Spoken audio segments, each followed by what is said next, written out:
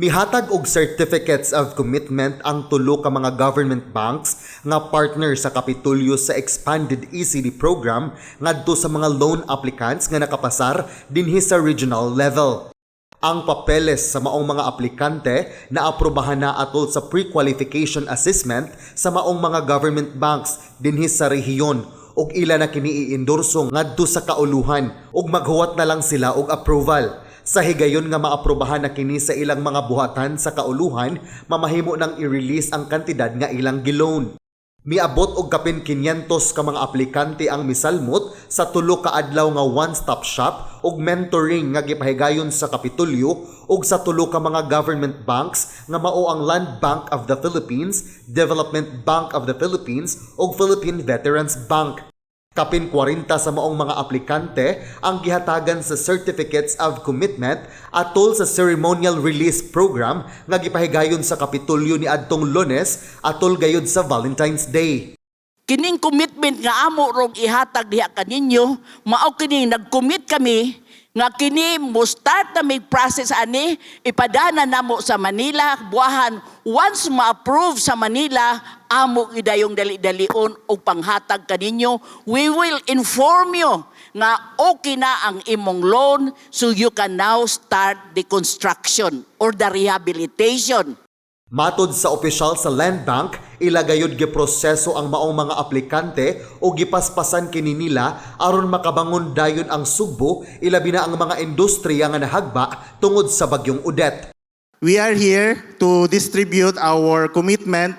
Rest assured that we are not just distributing certificates, but rather we are really processing the granting of loans to those qualified applicants under this ECD program. Sa iyang bahin, si Engineer Herbert Atchay, Vice President sa DBP, nagpasalamat kang Garcia tungod sa kapaspas mangita ni ini og solusyon nga matabangan aron makabangon dayon ang sektor sa turismo ug livestock racers kansang mga kabtangan na guba sa bagyong Odette. We would like to give our special thanks to Governor Gwen, whom we should say the most resilient, the bravest, and the most effective leader for growth. Thank you, Governor Gwen, for this very agile, highly innovative approach for development service for the whole province of Cebu. Sa laing bahin, sila si Asik Salvador Diputado ug DOT Director Shalimar Tamano ni pasalig nga kanunay sila nga mosuporta sa mga programa sa gobernador. Matod ni Tamano nga karong nangabli na ang Pilipinas sa international tourism, kinahanglan andam na ang Sugbo pagdawat sa mga turista, hinungdan nga kini nga programa sa Kapitulyo makatabang aron paspas nga makatukod og balik ang mga tourism establishments dinhi sa Sugbo. Ug mauni ang solusyon nato ana, wa ma-ensure kanang atong 1,000 nga pampot nga nawagtang. Para sa kaalaman sa uban, gi trabaho ni Gob, ako bilang ihang Vice Chairperson sa Tourism Task Force nga tagaan og i-impose sa ato ang pump boat owners kay mo construct sila, mangutang sila i-construct og pump boat, tagaan na sila og insurance. Aron kung naa na po'y mahitabo nga ing-ani nga kalamidad, all will not be lost. The lucky thing is for me, and it is indeed a blessing, that having a heart is not exclusive to Gwen Garcia. There were also like-minded Cebuanos, leaders in their own rights, that allowed their hearts to rule over logic or sense, and with me agreed that we needed to work together in order to help especially those who were in no position to help themselves. Hilabihan na ang kadaot o kalisod nga ilang nahiaguman.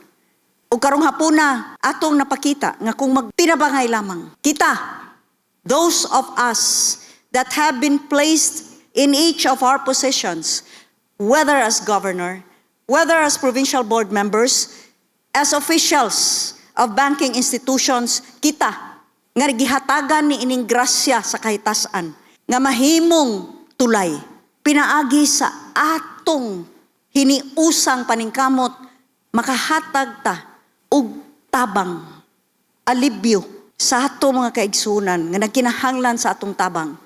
Ang inyong mga certificates of commitment na gikan sa mga bangko, wa na nay atrasay. Ang ato na lang huwaton kung kano sana ma-release dito gikan sa kauluhan. Apan sa uban kaninyo, ang kadtong medyo mas dako-dako ang kantidad maghulat-hulat ta. Apan ana-ana, wa na nay atrasay. I also wanted this event to really send out a signal to others. Kay kamo, 41 mo kabuok, spanning tourism, agriculture, and fisheries. Kamo naning kamot nga ang mga panginahanglan, ang requirements, nilihok mo. Dili nga maghulat mo nga kami nalang puntanan. Naning kamot mo. Nitabang mi, ninyo aron kamo mutabang sa inyong kaugalingon. And I hope ang uban nga nagtanaw karon, may you be our models, our good examples. And so today, the 14th of February, the Day of Hearts, let this day be a testament to that universal truth that the fox told the little prince. It is only with the heart that one can see rightly.